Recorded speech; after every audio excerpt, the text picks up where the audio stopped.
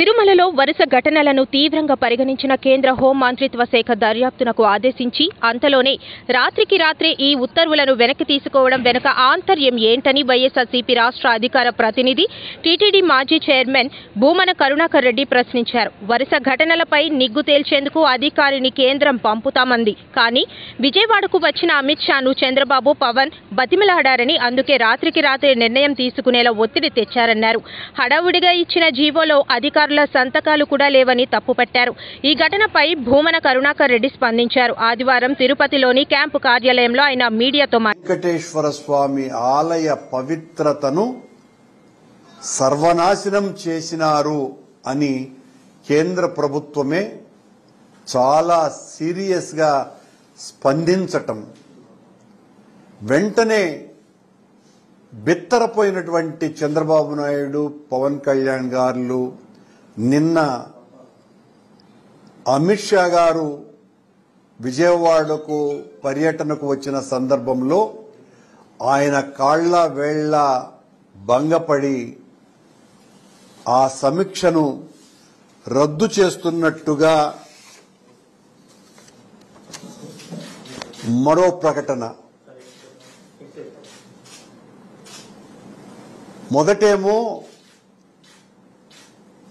ఒక senior IAS senior అధికారి నుంచి సమీక్షకు పంపుతున్నాము అని చాలా స్పష్టంగా ఆదేశాలిస్తే, రాత్రి హడావిడిగా ఇచ్చినటువంటి ఈ ప్రకటనలో అధికారికమైనటువంటి సంతకాలు ఏవీ లేకుండా తమాషగా ఉంది కూడా ఈ రద్దు ప్రకటన GO.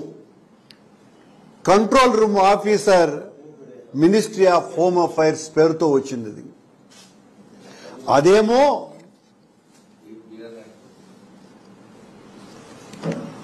Ashish V Gavai, director disaster management division, ministry of home affairs తో పలానా సంజీవ్ కుమార్ జిందాల్ అడిషనల్ సెక్రటరీని డిజాస్టర్ మేనేజ్మెంట్ నుంచి పంపుతున్నామోనని చాలా స్పష్టంగా పంపితే,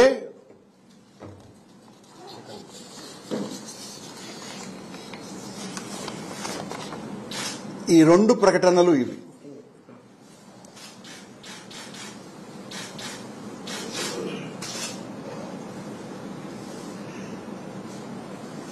ఒకటి, కేంద్రం అనుమానంగా కొండ మీద జరుగుతున్న అపచారాలకు, దుర్ఘటనలకి బాధ్యులైనటువంటి వాళ్ల మీద చర్యలు తీసుకోవాలా అన్నటువంటి ఒక స్పష్టమైనటువంటి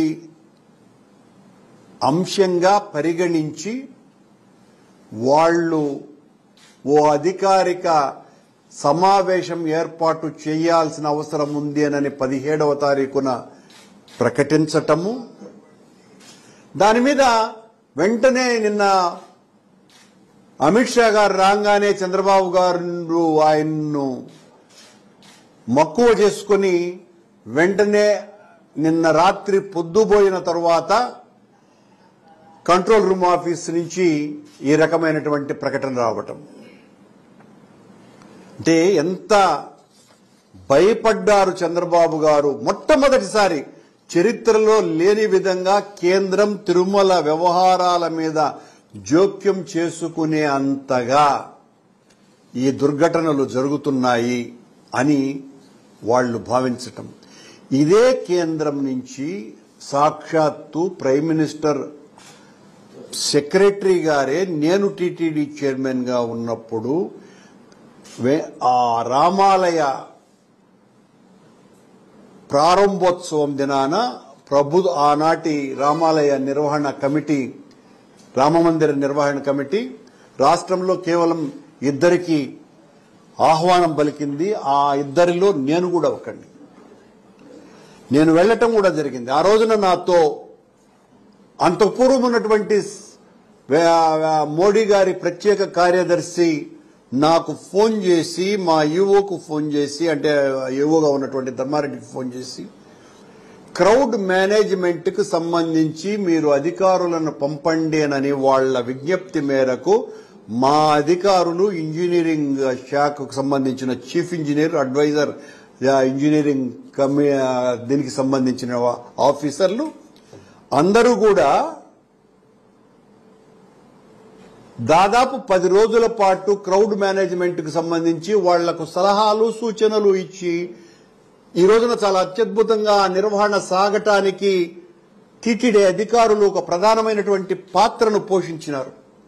అంతటి ఘనమైనటువంటి చరిత్ర ఉన్నటువంటి ఆలయానికి ఎంత అప్రతిష్ట తెచ్చినారు అనంటే, చంద్రబాబు గారు అధికారంలోకి వచ్చిన రోజు నుంచి ఆనంద నిలయుడి చెంత అన్ని అపచారాలే. ఈ ఘటనలు దైవానికి జరిగినటువంటి ద్రోహంగా ప్రజలందరూ కూడా భావిస్తున్నారు. మాయ మాటలతో, తప్పుడు వాగ్దానాలతో మనుషుల్ని మోసం చేయవచ్చు చంద్రబాబు నాయుడు గారు. విశ్వనేత్రుని ముందు ఈ వింత నాటకాలు కుదరవు. హైందవ ధార్మిక రాజధానిలో బ్రహ్మాండ నాయకుని చెంత శిశు మరణాల అంటే, ఈ మధ్యనే ఒక వారం 10 రోజులు కూడా గాల కొండ మీద చౌల్ట్రీ నుంచి ఒక బాలుడు పడిపోయినాడు.